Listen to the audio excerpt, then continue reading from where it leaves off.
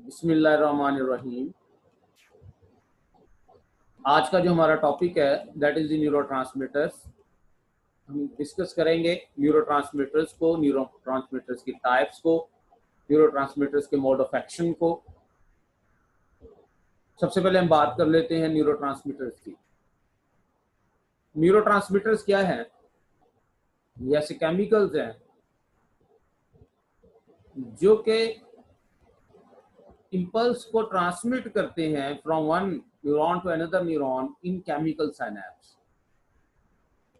ठीक है, chemical synapse के अंदर ये एक न्यूरॉन से दूसरी न्यूरॉन में ये इम्पल्स की ट्रांसमिशन का सबब बनते हैं।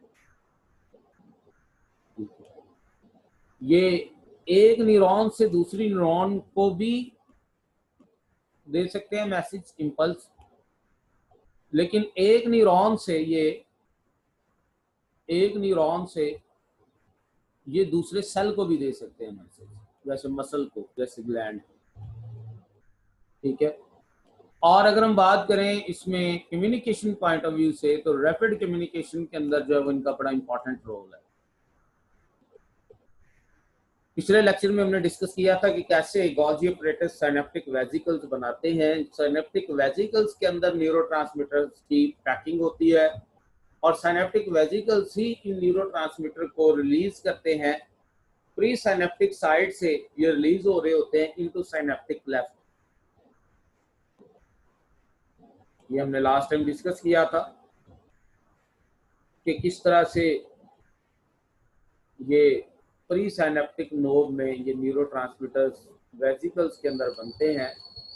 These vesicle release by exocytosis, और ये अपने केमिकल्स को रिलीज करते हैं इनटू साइनेप्टिक लेफ्ट। ये न्यूरोट्रांसमीटर साइनेप्टिक लेफ्ट में रिलीज होंगे एक्सोसाइटोसिस के जरिए, और यहाँ पर जो मौजूद है पोस्ट साइनेप्टिक मेम्ब्रेन के ऊपर रिसेप्टर्स, वो इन न्यूरोट्रांसमीटर्स को रिसेप्ट करेंगे और एक्साइट करेंगे अगली मेम्ब्रेन को, पोस्ट साइनेप्टिक मेम्ब्रेन। ठीक है, अब हम बात करते हैं कि न्यूरोट्रांसमीटर की क्या क्या प्रॉपर्टीज हैं, किस तरह से न्यूरोट्रांसमीटर्स आगे काम करेंगे, उनके कैरेक्टर्स क्या हैं। तो जो न्यूरोट्रांसमीटर्स हैं, एक तो ये प्री साइनेप्टिक न्यूरॉन में सिंथेसाइजिंग प्री साइनेप्टिक न्यूरॉन, और प्री साइनेप्टिक न्यूरॉन्स में ये वेसिकल के अंदर जो है वो पैक होंगे लोकलाइज टू वेसिकल्स, और वेसिकल्स के थ्रू ही ये मूव करेंगे इन दैट सेल, और मूव करते हुए रिलीज होंगे from pre synaptic neuron under specific physiological condition. वो वही जब इम्पल्स आ रही होगी तभी ये रिलीज होंगे, उसके अलावा। और फिर वो रोल है कैल्शियम आयन का और प्रोटीन्स का। ठीक है, जैसे ही ये रिलीज होंगे साइनेप्टिक लेफ्ट में और वहां पर ये अपना एक्शन दिखा देंगे, तो साथ ही इनको रिमूव कर दिया जाएगा, rapidly remove from the synaptic left और बाय अपटेकिंग या डिग्रेडेशन। लेकिन ये कब होगा? अपना एक्शन दिखाने के बाद।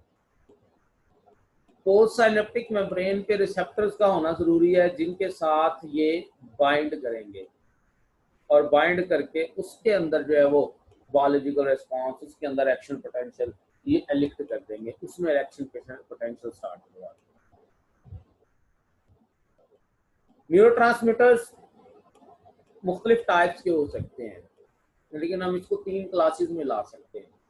एक वो न्यूरोट्रांसमीटर जो एक्साइटेटरी रोल प्ले कर रहे हैं नेक्स्ट न्यूरॉन, एक वो न्यूरोट्रांसमीटर जो कि इनहिबिटरी रोल प्ले कर रहे हैं, और एक वो न्यूरोट्रांसमीटर जो दोनों तरह से रोल प्ले कर रहे हैं, एक्साइटेशन भी करवा रहे हैं, इनहिबिशन भी करवा रहे हैं।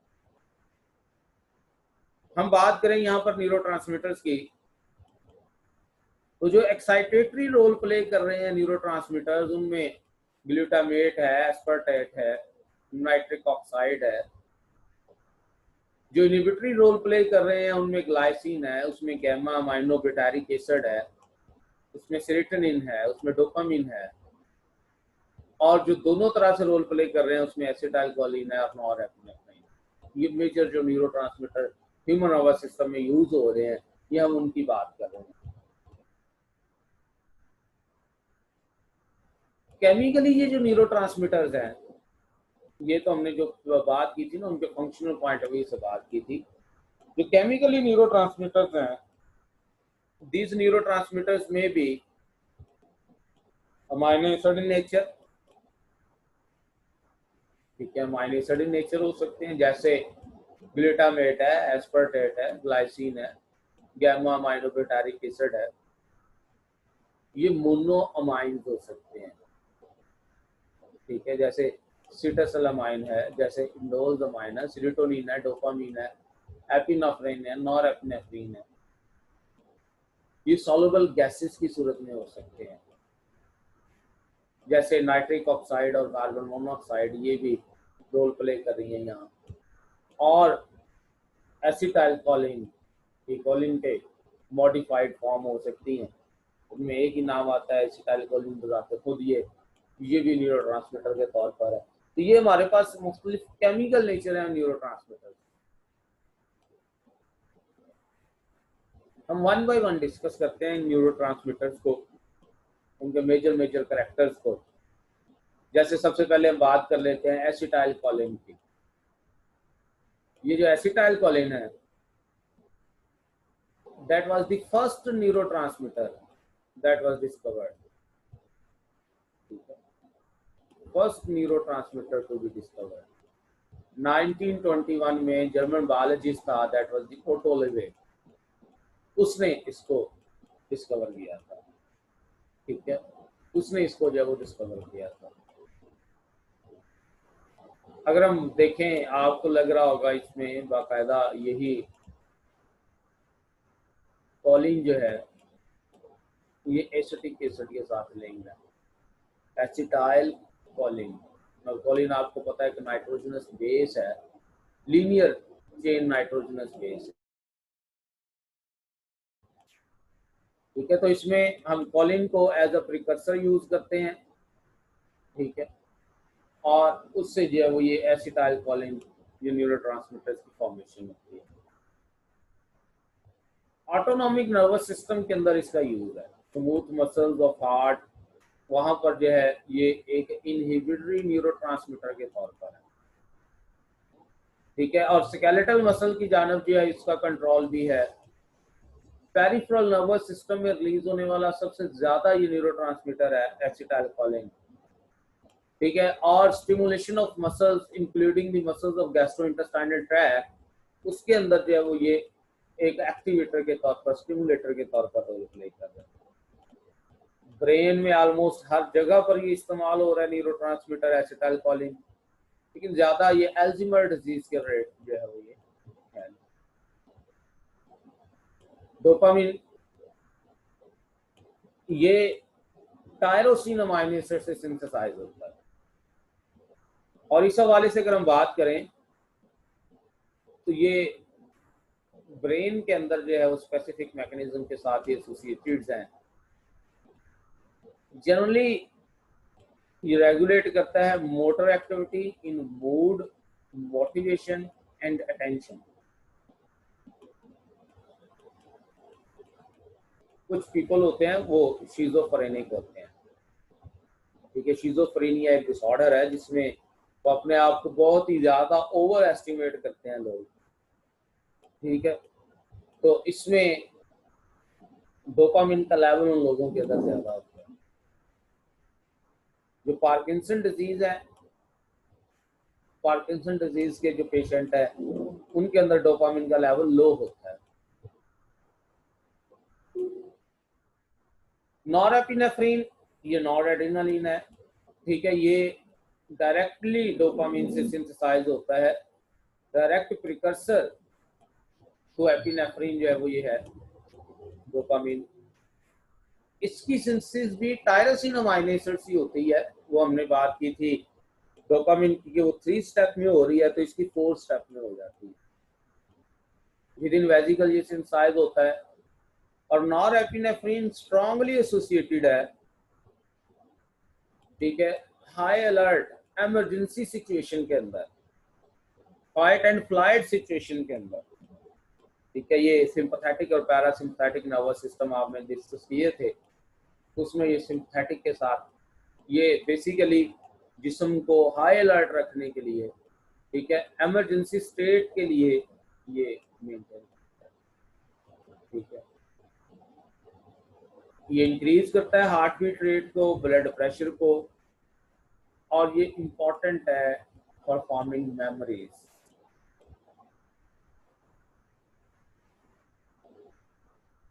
Glutamic acid that is also an amino acid, ये ग्लूटामेट ये एक अमाइनो एसिड ही है, and it is the most commonly found excitatory neurotransmitter in brain, ठीक है, excitatory neurotransmitter in brain,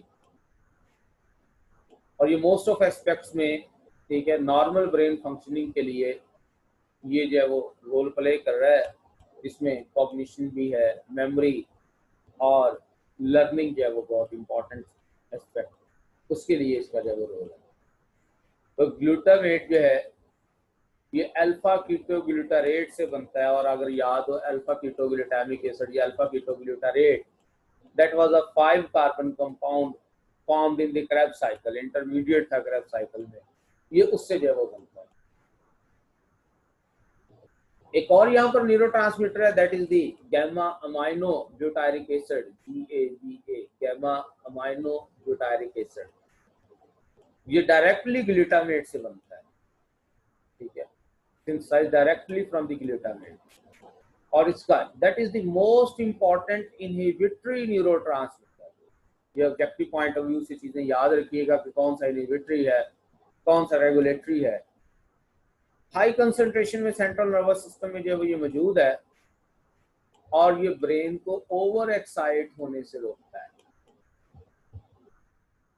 और अगर जो है वो ये gamma amino butyric acid lack करे ब्रेन के अंदर, तो उसकी वजह से ब्रेन के कुछ पार्ट ओवर एक्साइट हो जाते हैं, जिसकी वजह से एपिलेप्सी हो जाती है, ठीक है। तो ये ओवर एक्साइटेशन से बचा रहा है।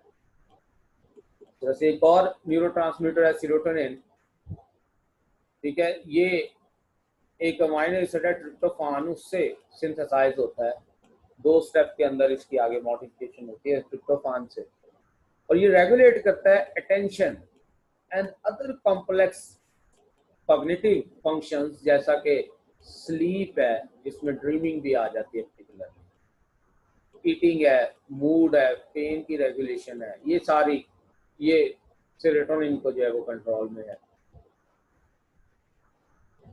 वो लोग जो डिप्रेशन का शिकार है, ठीक है, जिनमें गुस्सा कंट्रोल नहीं होता, इस तरह के मसाइल हैं जिनको, उनके अंदर देखा गया है कि उनके अंदर सेरोटोनिन का जो लेवल है वो लो।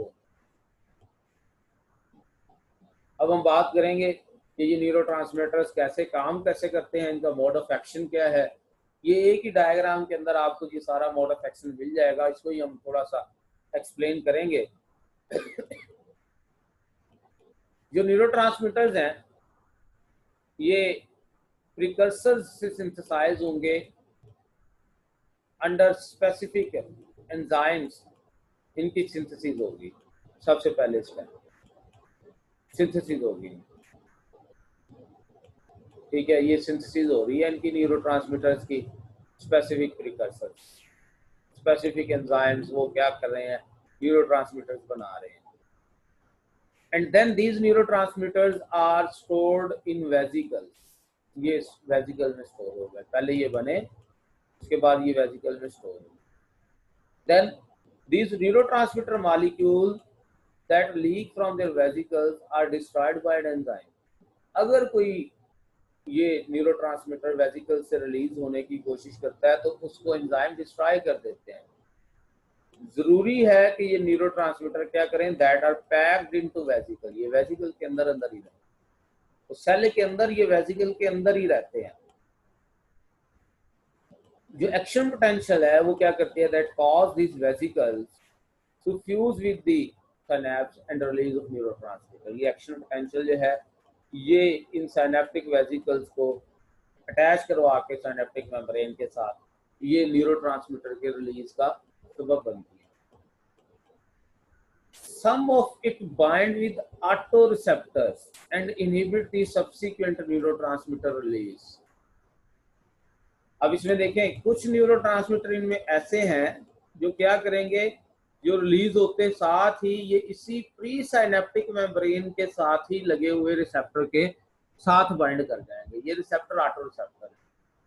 जब ये इनके साथ बाइंड करेंगे तो इस प्री साइनेप्टिक मेम्ब्रेन से मजीद न्यूरोट्रांसमीटर की रिलीज रुक जाएगी, और जो बाकी होंगे जो साइनेप्टिक क्लेफ्ट में मौजूद होंगे that will bind with this post synaptic receptor. ये इस पोस्ट साइनेप्टिक रिसेप्टर के ऊपर बाइंड कर जाएंगे, ठीक है। And released neurotransmitters are deactive by reuptake or enzyme degradation.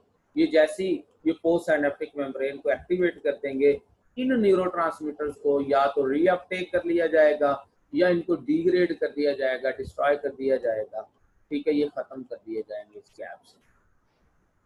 तो ये 7 स्टेप है न्यूरोट्रांसमीटर के एक्शन में। उनकी पहले रिलीज है, उसके बाद जब उनकी एक्शन है पोस्ट साइनेप्टिक मेम्ब्रेन के ऊपर। हम एसिटाइलकोलिन को ही ले लेते हैं कि किस तरह से वो एक्ट करती है।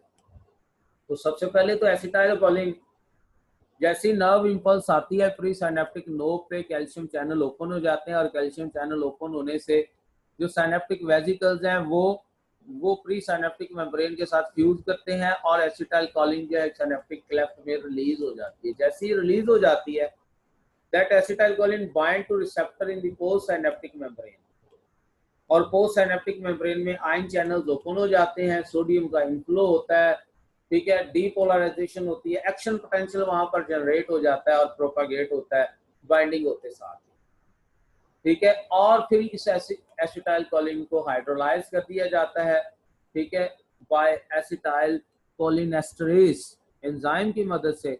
जो कोलिन है वो दोबारा से प्री साइनेप्टिक डोमेन के अंदर आते हुए वहां पर जो है वो मजीद एसिटाइलकोलिन जो है वो उसके बनाने का और रिलीज करने का सबब बनेगी। यानी कि जैसे इसका काम हो जाता है इसको डीएक्टिव, तो पहले रिलीज है, फिर इसकी बाइंडिंग और एक्शन है, और फिर उसकी डीएक्टिवेशन है, न्यूरोट्रांसमीटर्स की डीएक्टिवेशन है।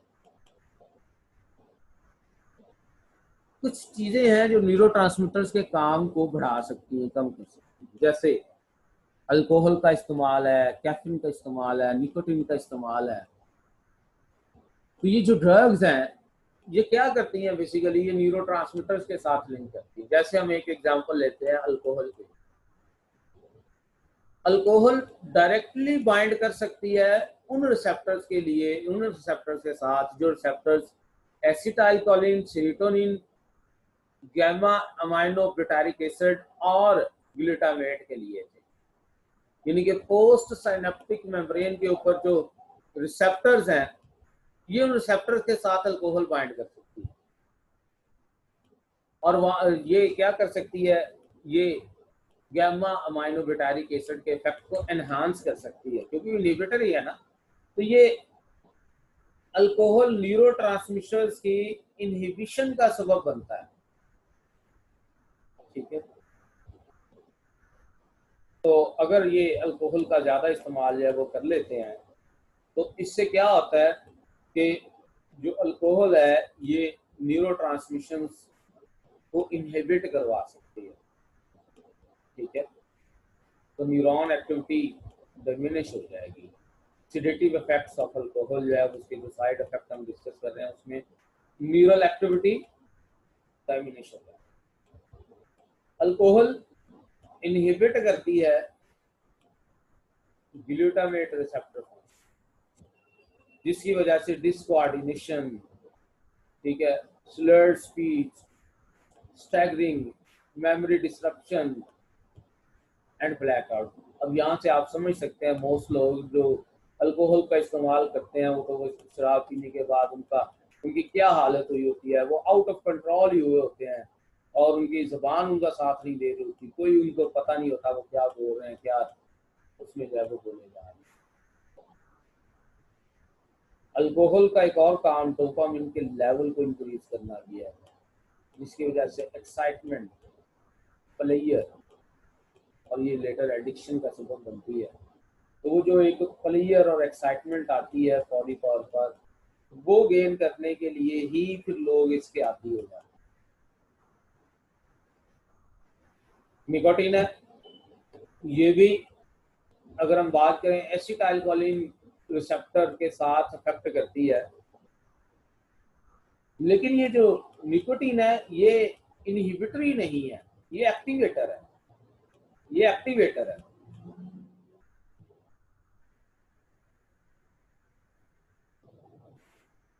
तो ये क्या करती है, ये बेसिकली जो पोस्ट साइनेप्टिक मेम्ब्रेन के ऊपर मौजूद उसमें रिसेप्टर्स हैं, ये उनको एक्टिवेट कर देती है। ठीक है, तो जो कोलिनरिक न्यूरॉन्स हैं, वो न्यूरॉन्स जो